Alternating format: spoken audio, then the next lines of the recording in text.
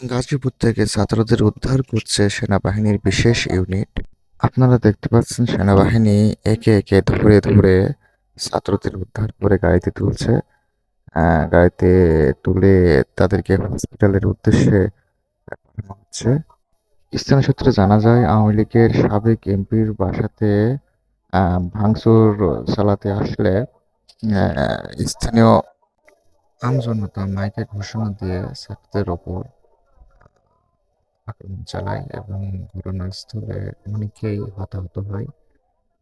অনেকের অবস্থা অনেক গুরুতর বলে আশঙ্কা করা হচ্ছে।